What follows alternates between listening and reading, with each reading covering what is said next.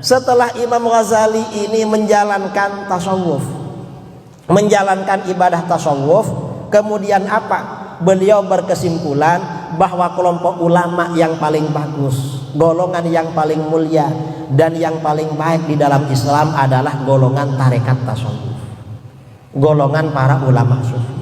Ini kata Imam Ghazali. Memang orang sufi kata beliau. Karenanya akhirnya Imam Ghazali ini menyusun kitabnya yang monumental, fenomenal, yaitu kitab yang bernama Ihya Ulumuddin. Tapi Ihya Ulumuddin ini biasanya kalau di pondok-pondok untuk tingkat tinggi, di pondok-pondok untuk tingkat tinggi.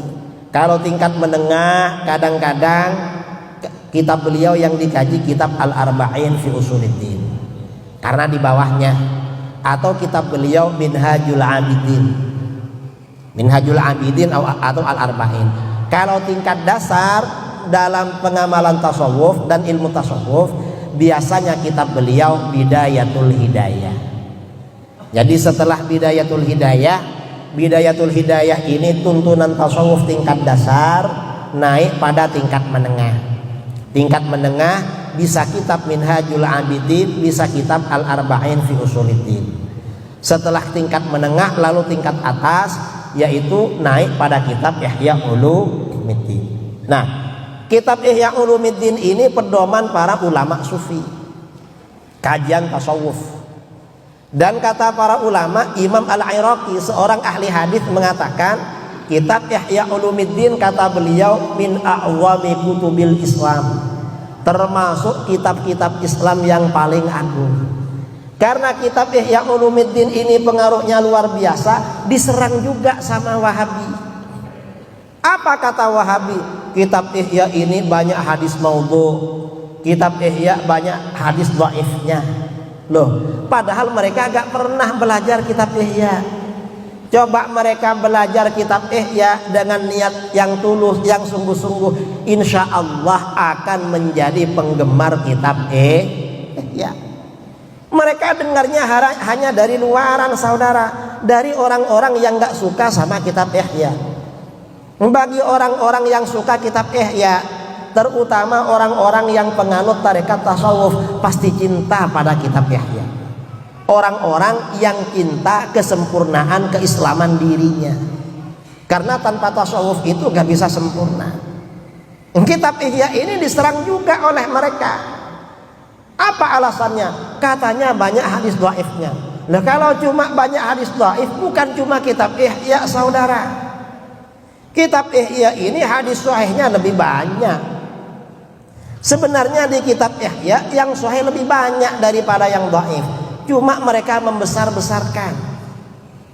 Karena kitab Ihya Ulumuddin ini hadisnya kalau dengan yang diulang-ulang sekitar 5.600 hadis. Hadisnya sekitar 5.600. Kalau dengan hadis yang diulang-ulang dianggap satu, itu sekitar 3.800 hadis.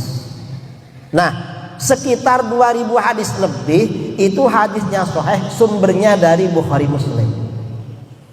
Yang 2.000 lebih. Berarti kalau 3.800 diambil 2.000, sisa berapa? 1.800.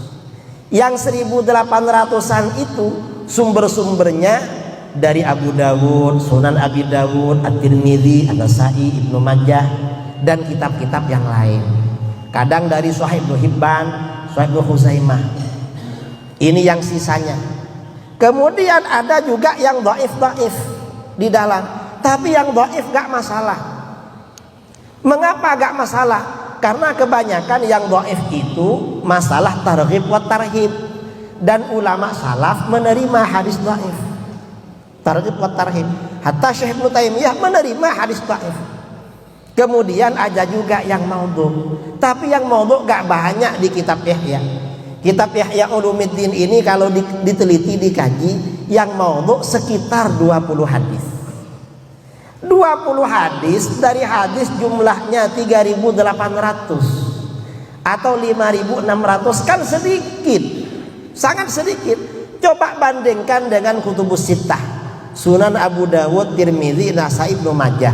Hadis maudhu'nya ada berapa? Maudhu'nya ada 60. Kecuali Sunan Nasai yang enggak ada hadis maudhu'nya. 60 saudara. Ini masalah hadis maudhu'. Kalau hadis dhaif bagaimana? Lebih banyak lagi. Jangankan kitab yang 4, Bukhari Muslim, kata orang Wahabi.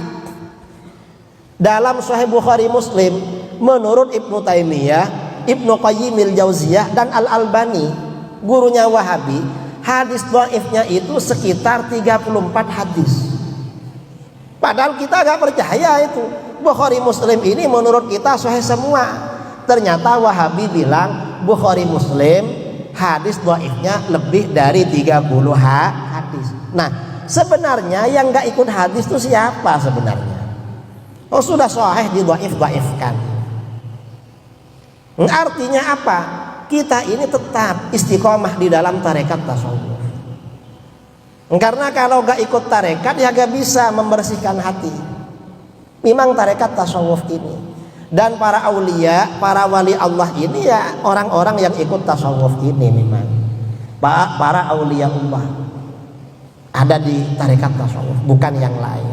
Nah, saya kira ini yang perlu saya sampaikan.